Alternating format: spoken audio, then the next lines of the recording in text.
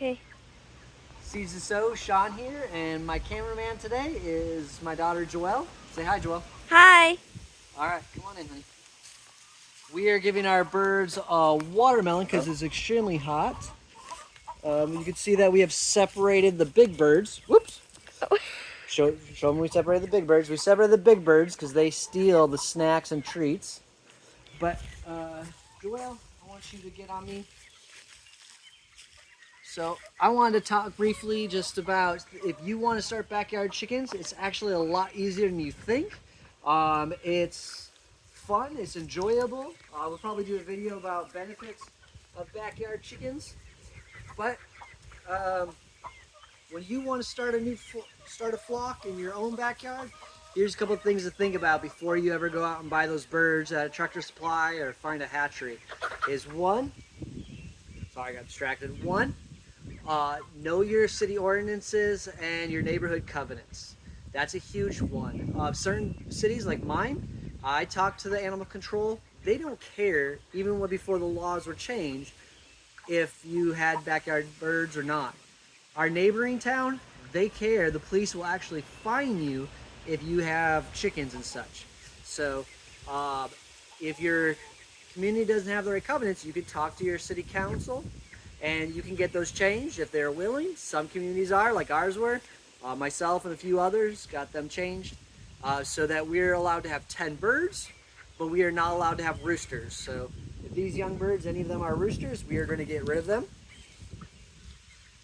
We want to have a total of 10. Second, if you're thinking about having your own chickens, then the next thing before you ever go out and buy anything, research your breeds. Find out the different types of breeds. What is it that you want in a bird? Do you have young children, or that you want a docile, calm bird, or do you want something that's just really good at egg laying? Because breeds have different temperaments. Like these barred rocks. These barred rocks are very friendly birds. They are easy. From our research, they are very docile. They're very calm birds.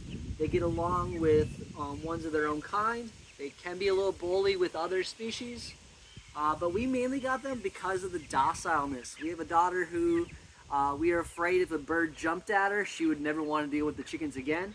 And we've never had any bad experiences. Even with these little ones, these little birds, the barred rocks have been the friendliest and the calmest towards us. So that's the second thing. And then the third thing, if you're thinking about backyard chickens, you need to think about space. Different sized birds need different amount of space. That's where the chicken run is important. And depending on the size of your yard, will determine how many birds you can have based on how much space you can provide them.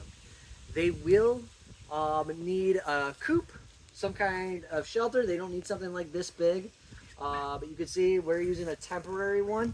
But these birds are going to be getting bigger. They're also dual purpose. All these are meat birds and egg layers. So when they stop laying eggs, or if we need to cull them, we're going to eat them. And so they'll need a shelter. They need some kind of water and then food. If we actually, Joelle, let's go in here and give the big birds their watermelon. Okay. We'll shut this.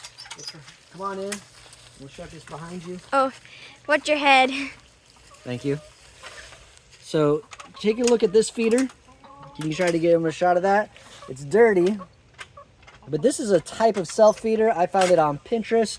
Joel, if you can get down here, you can see there's actually two on the other side. This is just a gravity feeder. The birds feed themselves and with no problem. Hi, girls. Are you enjoying that?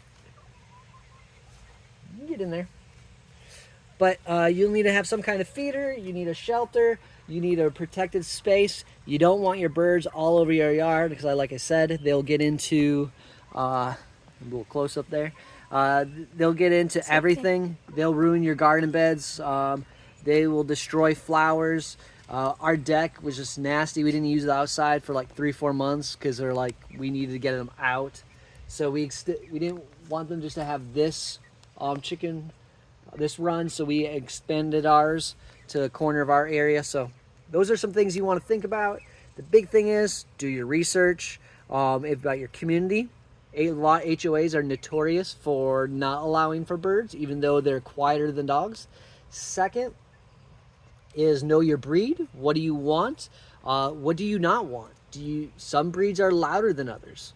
And then lastly, make sure you find a proper coop that can be closed up at night, food, water, and a space for them. Have a great day. I hope that it was helpful.